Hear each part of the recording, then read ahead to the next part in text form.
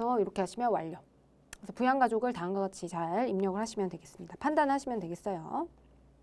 부녀자 공제 잊지 마시고. 자, 3번입니다. 다음은 성수쌤이고요. 김용민. 네, 김용민. 4번은 103이래요. 한번 볼까요? 김용민 103 있네요. 이분은 이제 세대주고요. 세대주고 본인이 장애인이네요. 그리고 주민등록번호, 부양가족을 참고해서 세부담이 최소화되도록 부양가족 명세를 작성해달라. 이렇게 나와 있네요. 부양가족 단 기본공제 대상자가 아니면 반영 자체를 하지 말라고 되어 있습니다. 자, 그러면 일단은 김영민님은 자 장애인에 해당되니까 장애인을 먼저 체크를 하고 그 다음에 진행을 하도록 할게요. 보니까 배우자 정인영님인데 2020년도에 사망을 했네요. 2021년도가 아니고 2021년도 지금 연말정산하고 있는 거잖아요. 근데 2020년도에 사망을 했기 때문에 배우자는 일단은 부양가족공제에는 반영할 수가 없어요.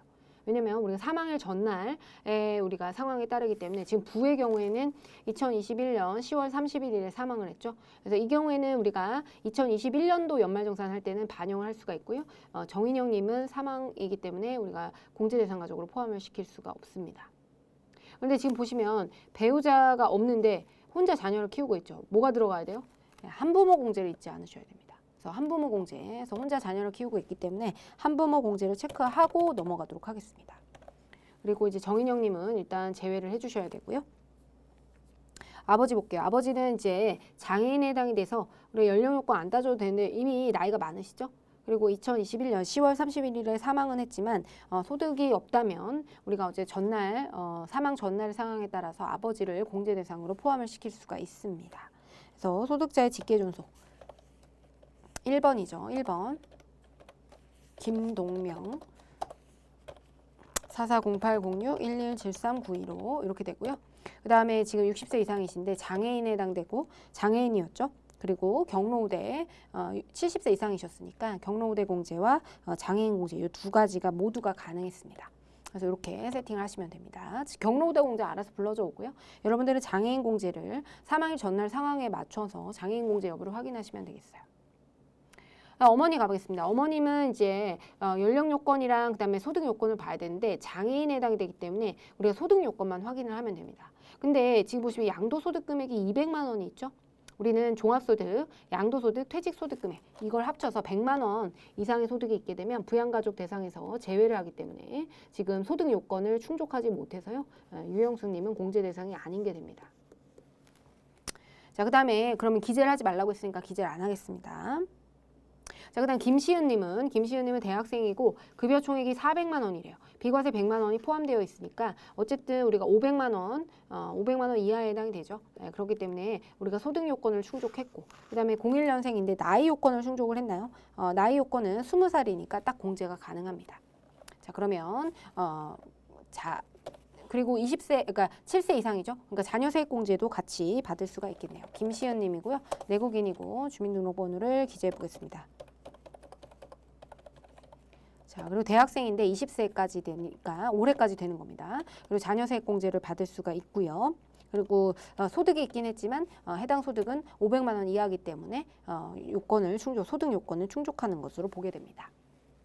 그 다음에 이제 김윤우는 우리가 12년생이니까 2021년도에 입양을 했네요. 자, 입양이나 출산에 이슈가 있으면 우리가 12년생이니까 지금 9살이에요. 9살. 근데 이제 20세 이하죠. 그래서 우리가 자녀 세액 공제가 가능한데 지금 입양을 했잖아요. 그러면 출산 및 우리가 출산이나 입양에 대해서는 세액 공제를 해주기 때문에 해당 사항을 반영을 해주셔야 됩니다. 그러면 자, 김지윤 님이죠. 네, 김윤우인가요? 김윤우죠.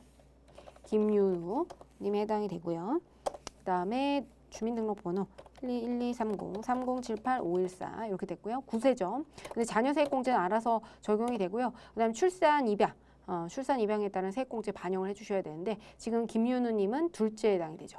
그래서 2번으로 둘째를 이렇게 세팅을 해주시면 우리가 알아서 이 소득공제 사항들이 반영이 되도록 세팅이 됩니다. 자, 그럼 맞는지 한번 볼게요. 자, 김용림님은 본인이고요. 지금 한부모 공제랑 장애인 공제에 적용이 되고요. 김동면님은 지금 부모죠. 부모 1번이고요. 우리가 1번 그리고 60세 이상이니까 우리가 경로우대 공제와 그다음 장애인 공제가 가능합니다.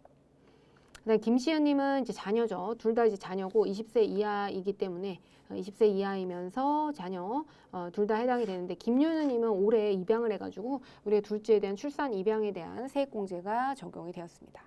그리고 부모님, 그러니까 어머님 유영숙님은 소득 요건 때문에 양도소득금액 때문에 양도소득금액도 판단하셔야 돼요. 퇴직소득금액도 그렇고 양도소득금액이 100만 원을 넘어가서 이 경우에는 우리가 기본공제 대상자가 아닌 게 되는 겁니다.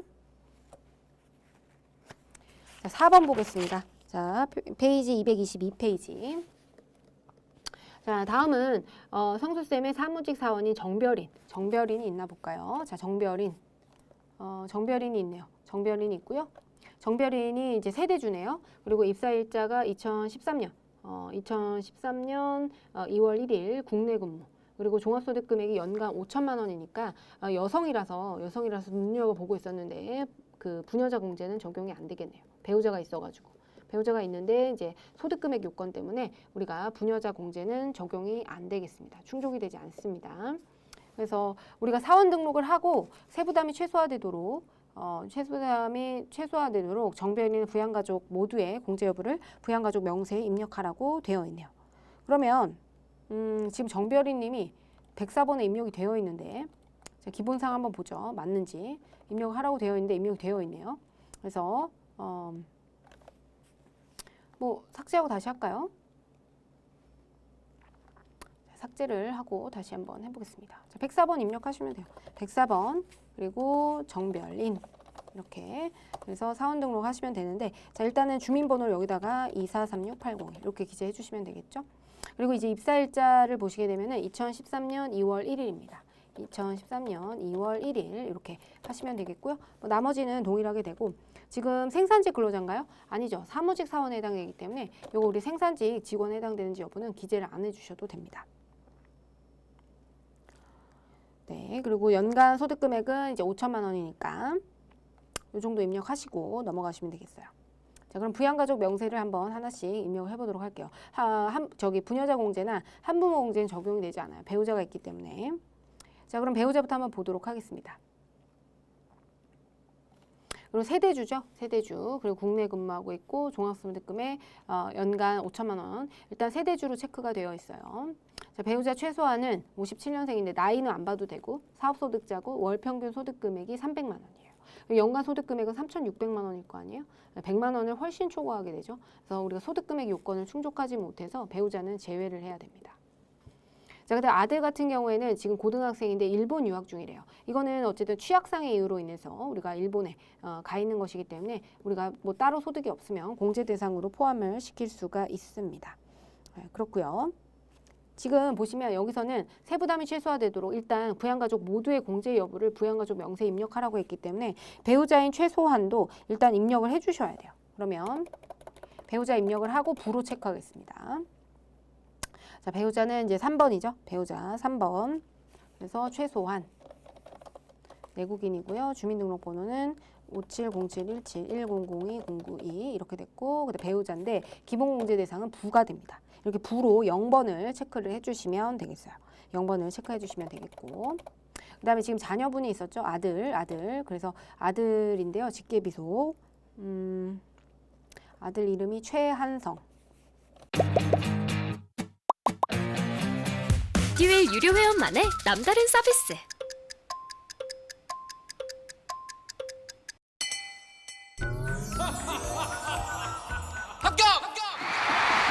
합격하고 돈도 받는 혜택.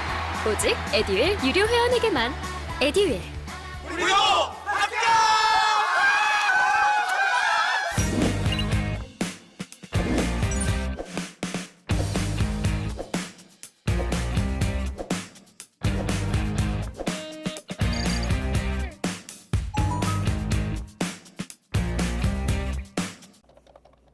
최한성이고요. 그 다음에 0105063002 20세 이하이기 때문에 우리가 기본공제 대상에 해당이 되고요. 우리가 주거 형편상 어쨌든 취약상의 이유로 인해서 별거하고 있긴 하지만 항상 직계비속과 함께 거주하는 것으로 보기 때문에 우리가 공제가 가능하고 자녀 세액공제 7세 이상이기 때문에 자녀 세액공제가 가능한 겁니다. 최한미님 볼게요. 자, 딸인데요. 최한미님이고 13년생이기 때문에 그리고 소득 요건 뭐 다른 거 없죠? 자녀 세액 공제가 가능하겠네요. 자, 최한미 1303304520-268 이렇게 해서 입력을 하시면 되겠고 자녀 세액 공제가 가능하다. 그다음 동생인데요. 정별건님이에요. 동생은 우리가 60세 이상이거나 20세 이하여야 되는데 지금 68년생이네요. 근데 장애인에 해당되기 때문에 연령 요건은 우리가 충족할 그 연령 요건은 별도로 볼 필요가 없어요. 연령 요건 볼 필요 없고 공제 가능해요. 소득만 없으면. 근데 질병 추류 중으로 국내 별도에 거주하고 있죠. 그래서 이런 질병 등의 질병이나 요양 등의 사유로 이제 별도로 거주하고 있으면 그때는 공제 대상 가족에 포함이 된다라고 말씀을 드렸습니다. 자, 이거는 공제가 가능하고요. 자, 그러면 자, 이렇게 정별건님 장애인이지만 어쨌든 뭐 소득이 따로 없기 때문에 공제 대상에 해당이 돼요. 나이 요건 충족 못해도. 자, 그러면 자, 형제자매죠. 형제자매의 경우에는 지금 몇 번이죠? 6번이죠. 6번 정별거에 해당이 되고요. 내국인이죠. 그리고 68083011234556 이렇게 해서 입력해 주시면 되고 60세 이하이긴 하지만 장애인에 해당이 돼가지고 기본공제 5번 장애인으로 체크해 주시면 돼요. 그럼 나이 요건이 충족 안 됐지만 우리가 장애인 공제를 받아서 우리가 공제 대상 가족에 해당이 된다. 이렇게 체크해 주시면 됩니다. 아시겠죠? 그래서 장애인 1번 이렇게 해서 입력하시면 되겠고 자, 그 다음에 우리 정영일이랑 김영미 어머니가 계시는데요. 지금 보시면 정영일 아버지인데 미국에 거주하고 있어요. 나이 요건은 맞는데 자, 미국에 거주하는 케이스는 우리가 주거 형평사 별거하고 있는 케이스에 해당되지 않기 때문에 기본공제 대상자에 포함을 시킬 수가 없습니다. 아시겠죠? 이런 케이스가 등장하면 여러분들 반드시 부로 체크를 해주셔야 돼요. 그래서 자, 지금 보시면 소득자의 직계존속, 그죠? 부모님이죠? 소득자의 직계존속이고 정영일 맞나요? 정영일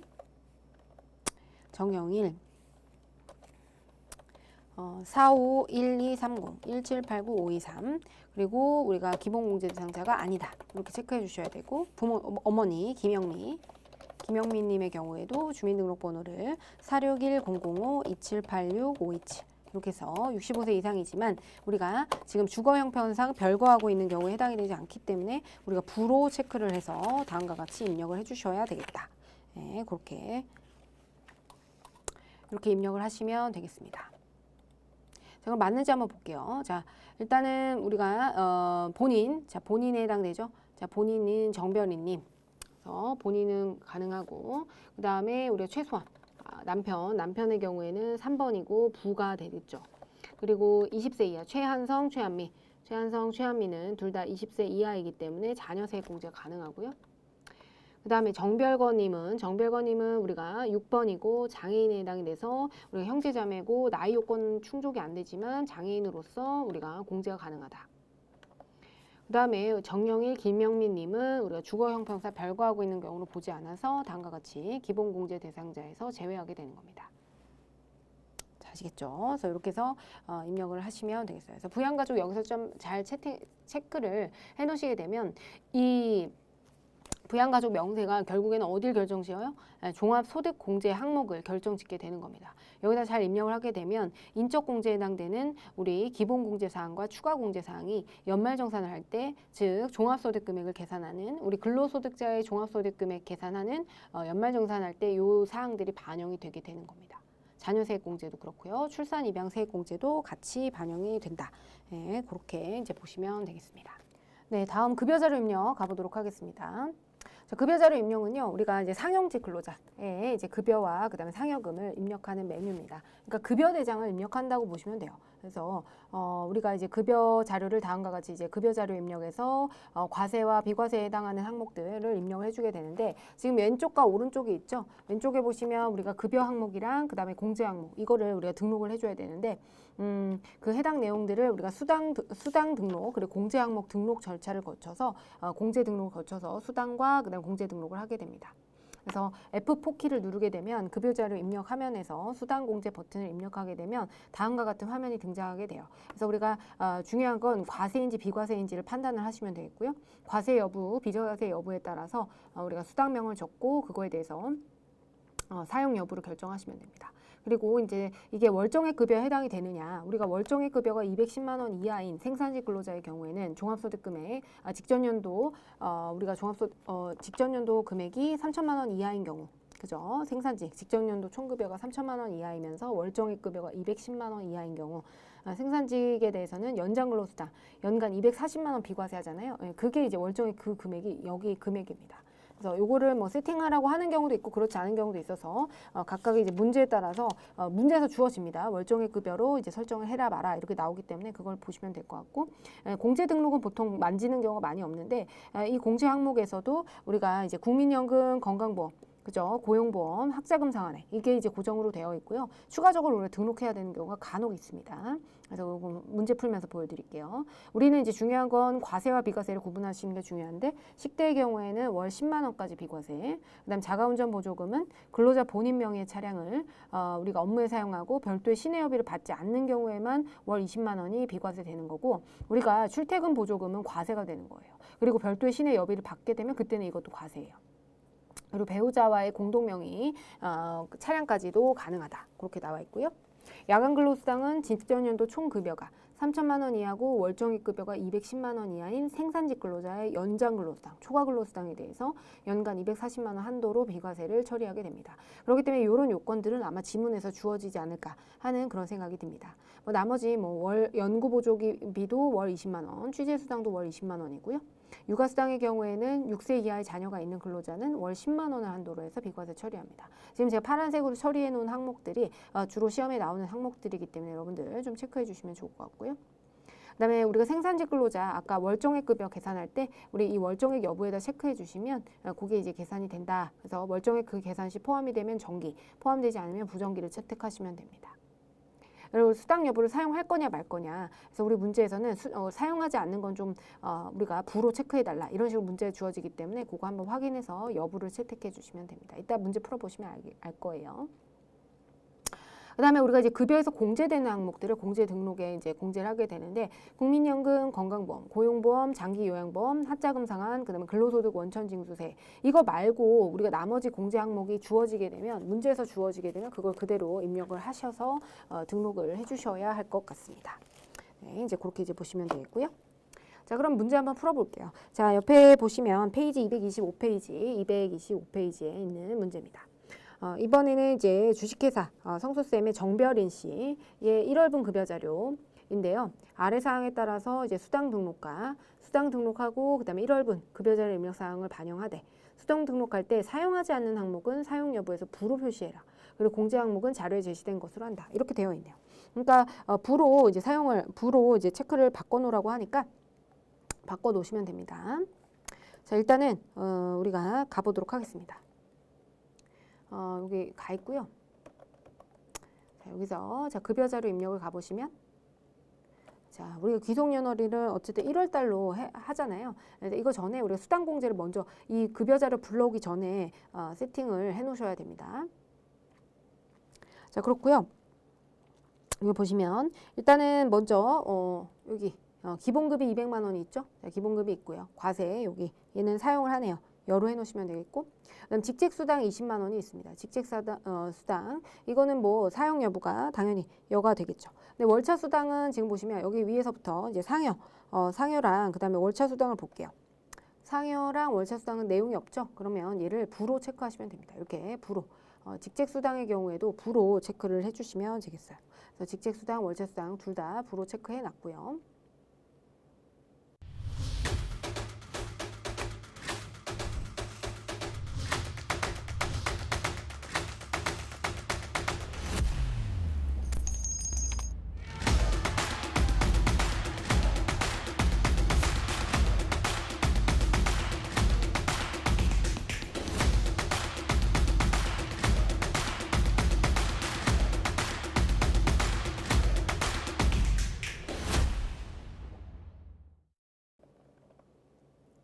직책수당은 여네요. 그죠? 직책수당은 사용을 하고 있습니다. 그래서 직책수당은 여로 체크하셔야 되고, 그 다음에 우리 월차수당이 부죠? 월차수당. 그래서 이렇게 해서 체크를 하시면 될 것 같고, 그 다음에 이제 식대. 식대가 15만 원이네요. 자, 보시면 육아수당, 식대, 자가운전 보조금은 비과세 요건을 충족한 것으로 하는데 식대는 10만 원까지 비과세가 되니까 이 5만 원은 과세되고 10만 원까지만 비과세가 되겠네요. 자, 10만 원까지 비과세. 이렇게. 그러면 지금 보시면 식대가 비과세로 세팅이 되어 있으니까 얘는 그냥 여로 체크하시면 되겠고 자가운전 보조금의 경우에도 지금 15만 원, 20만 원 이내니까 15만 원까지 비과세가 적용이 되고요. 육아수당은 10만 원까지 비과세죠. 자, 자가운전 보조금 월 20만 원. 그래서 사용 여부 여로 해놨고. 야간 근로수당은 지금 내용이 없잖아요. 그러면 얘는 부로 체크하시면 되겠습니다. 이렇게 부로 체크하시면 돼요. 그 다음에 육아수당이 없네요. 육아수당. 그럼 F2를 누르면 육아수당이 있습니다. 그래서 여기에는 이제 육아수당 월 10만 원짜리 요거를 이제 입력을 하시면 돼요. 그러면 비과세 육아수당 월 10만 원. 그리고 얘는 정기급여에 포함이 되어 있으니까 기본 세팅으로 되어 있는 건 건드리지 않으시면 돼요. 여로 해서 이렇게 체크를 하시면 되겠습니다. 그 다음에 여기 보시면 오른쪽에 이제 공제 항목이거든요. 네, 소득세, 지방소득세, 고용보험, 국민연금, 건강보험, 장기요양. 이거는 이제 기본적으로 세팅이 되어 있거든요. 여기 밑에 보시면 국민연금, 건강, 장기요양보험, 고용보험이 자동으로 세팅이 되어 있죠. 그리고 소득세와 지방소득세도 알아서 세팅이 되기 때문에 굳이 건드릴 필요가 없다. 자, 그래서 확인을 누르시면 되겠고요. 1월 달에 우리가 입력을 하시면 되고. 그죠? 그리고 지급일이 1월 25일이기 때문에 지급일은 1월 25일로 이렇게 세팅을 해주시면 되겠습니다. 그래서 이렇게 입력을 해주시면 우리가 사용하기로 했던 기본급, 직책수당, 식대, 자가운전 보조금, 육아수당만 딱 보이게 되겠죠. 그래서 이렇게 깔끔하게 정리를 해주시면 되고 우리는 정별이님에 대해서 입력을 할 것이기 때문에 정별이님으로 세팅을 해서 입력을 해주시면 됩니다. 자, 기본급은 200만 원. 그 다음에 직책수당은 20만 원이죠. 그 다음에 식대는요 15만 원. 그냥 입력하시면 됩니다. 그리고 자가운전 보조금 15만 원. 육아수당은요 20만 원이죠. 그럼 총액은 270만 원이 되는데 이 중에서 비과세에 해당되는 요 35만 원이 잘 걸러지나 한번 볼까요? 자, 우리가 수당 등록에서 비과세를 잘 세팅을 했기 때문에 35만 원에 해당하는 금액이 비과세로 다음과 같이 잘 입력이 된 것을 확인하실 수가 있습니다. 아시겠죠? 그 다음에 여기 오른쪽에 있는 항목들도 입력을 해보도록 할게요. 자, 국민연금 105750. 그 다음에 건강보험이 71910. 그 다음에 장기요양보험이 8280이고요. 그 다음에 고용보험은요. 고용보험은 18800. 그 다음에 소득세가 3420, 340 이렇게 해서 입력이 됐네요. 그러면 지금 보시면 지금 공제되는 항목이 208500이 돼서요. 2491,500 차인 지급액이 2491,500으로 급여 자료가 제대로 입력이 된 것을 확인하실 수가 있습니다. 이렇게 되면은 우리가 완료가 되는 거예요. 완료가 되는 거고 한번 이제 확인을 해볼게요. 지금 보시면 우리가 여기 자가운전 보조금이나 야간 근로수당, 이거 야간 근로수당은 부, 육아수당은 여로해서 잘 등록을 해줬죠. 그리고 보시면 270만 원에 지금 과세는 235만 원, 비과세는 35만 원. 그죠? 20만 원 이내에 자가운전 보조금, 식대는 10만 원까지만, 육아수당도 10만 원까지만 비과세가 되고요. 공제 총액은 20만 8천 원, 249150 이렇게 해서 급여 대장을 세팅을 하실 수가 있습니다. 지금 연월일도 잘 기재를 해주셔야 합니다. 정별이님에 대해서 급여 자료 입력을 마쳤고요. 자, 그러면 다음 문제 넘어가겠습니다. 자, 다음은 주식회사 성수쌤의 2002의 회사 코드로 들어가야 되겠네요. 그러면 얘를 닫고 자, 회사를 바꿔보겠습니다. 2002로 들어갈게요. 자, 그럼 다음 자료를 이용해서 회사 코드 105번 이 작가의 6월 수당공제 등록을 하고 급여 자료를 입력하고요. 사용하지 않는 항목은 부로 체크를 해달라. 그렇게 되어 있네요. 자, 그러면 급여 지급일은 6월 30일인데 어쨌든 급여 자료 입력 메뉴를 들어가시면 되겠어요. 그러면 일단은 요거 불러오기 전에 일단 수당 공제 등록으로 들어가서 우리가 사용할 항목들만 남겨놔야 되겠네요. 자, 기본급은 있고요. 사용을 하고 그다음 상여도 사용을 하고요. 그다음에 직책수당도 그죠? 그다음에 월차 수당도 사용을 하게 됩니다. 자가운전 보조금. 자, 여기 근데 뭐 다른 사항들은 없나요? 지금 자, 자가운전 보조금은 20만 원인데요. 자가운전 보조금 20만 원인데 사용을 하고요. 그 다음에 자가운전 보조금 식대도 있고요. 그 다음에 자가운전 보조금 월차수당 다 사용하고 그다음에 자격증 수당이라는 게 있네요. 근데 야간 근로 수당은 없죠. 야간 근로 수당은 없기 때문에 야간 근로 수당을 우리가 부로 체크하고, 그다음에 이 자격증 수당이라는 건 별도의 뭐 이런 정해져 있는, 법적으로 정해져 있는 비과세나 그런 해당 사항이 없기 때문에 그냥 과세로 하고 정기급여에 포함을 시키면 됩니다. 기본으로 세팅되는 대로 사용을 하시면 돼요. 이렇게 하시면 되겠고, 공제되는 항목도 국민연금, 건강보험, 고용보험, 소득세, 지방소득세, 장기요양보험이기 때문에 따로 건드릴 필요가 없습니다. 그래서 확인 누르시면 돼요. 자, 그런 상태에서 우리가 이제 볼 건데, 식대 이외에 별도의 식사를 제공하지 않대요. 그러면 우리 식대는 지금 비과세가 맞죠? 얘는 비과세에 해당이 됩니다. 그 다음에 자가운전 보조금을 보니까 본인 소유 차량을 업무 수행에 사용하고 실제로 소요된 시내 교통비 대신에 지급한 부분을 실비 변상적 성격으로 보상해 주는 것이기 때문에 이 시내 교통비를 별도로 제공하면 이건 과세로 바뀌게 되거든요. 근데 얘도 이제 비과세 요건을 우리가 자가운전 보조금은 20만 원 이내인데 얘도 20만 원 이내니까 비과세가 되겠네요. 필요시 수당공제 등록하고 과세 여부 판단해서 급여자를 입력하고, 그 다음에 국민연금 건강보험료는 표시된 자료를 기준으로 적용해달라. 요 금액 그대로 입력을 해달라, 이런 내용입니다. 자, 그럼 입력 한번 해보도록 하죠. 자, 6월 달이고요. 자, 6월이고 지급일이 6월 30일이기 때문에 6월이고 6월 30일. 자, 아이고, 2021 6월 30일 이렇게 해서 입력하시면 되고요. 지금 대상자는 이 작가님이죠. 이 작가님 이분한테 이 작가님한테 입력을 해주시면 되겠습니다. 자, 그러면 기본급은 200만 원. 그 다음에 상여는 100만 원. 직책수당 25만 원. 월차수당 15만 원. 그 다음에 식대는 우리가 10만 원이죠. 그 다음에 자가운전 보조금은 20만 원. 그 다음에 자격증 수당 35만 원. 자, 그렇게 되면 우리가 375만 원에 30만 원을 더한 405만 원이 우리가 지급 총액이 되겠습니다. 자, 비과세 금액은 자가운전 보조금, 식대 두 가지 금액 더해서 30만 원이 되는 거 확인하실 수 있고요. 여기에다가는 우리가 실제로 여기 나와 있는 금액으로 입력해달라고 했으니까 국민연금 18만 원, 건강보험 121409, 고용보험 3만 원, 장기요양보험은 여기 13980이죠. 그 다음에 소득세는 171569, 그 다음에 지방소득세는 17150 이렇게 자동으로 입력이 되겠네요. 자, 그러면 맞는지 볼게요. 자, 지금 보시면 375만 원, 그 다음 30만 원. 그죠? 과세와 비과세를 더해서 405만 원이 총 입력이 되어 있고요. 그냥 공제총액은 534099, 3515-910. 그래서 결국에는 내가 급여 계약을 405만 원의 급여 계약을 했을지라도 결국에 여러분들이 나중에 급여를 받으실 때 받는 금액 얼마? 이 차인 지급액에 해당되는 이 350만 원이 통장에 찍히게 됩니다. 공제 금액은 다음과 같은 사항들이 있는 거예요. 국민건강, 장기요양, 고용보험, 그리고 소득세는 17만 원, 지방소득세는 17,000원. 이렇게 해서 소득세, 그리고 이 소득세랑 지방소득세는 지금 원천징수세액에 해당이 되는 거죠. 이건 근로소득 간이세액표에 따라서 알아서 계산이 되고요. 나중에 언제 정산하죠? 연말정산을 통해서 정산을 하게 됩니다. 아시겠죠? 그래서 이 급여자료 입력까지 여러분들 입력을 한번 해보시고요. 우리 기존에 공부했던 내용들이 다 이렇게 근로소득 파트에서 공부했던 내용들이 이렇게 짬뽕이 돼서 나오게 됩니다. 좀 잘 이해가 안 되시는 분들은 근로소득 파트 좀 공부하고 여기 공부하시면 바로 이해가 되실 거예요. 네, 그래서 이번 시간 여기까지 하고요. 다음 시간에 이어서 진행하도록 하겠습니다. 고생하셨습니다. 감사합니다.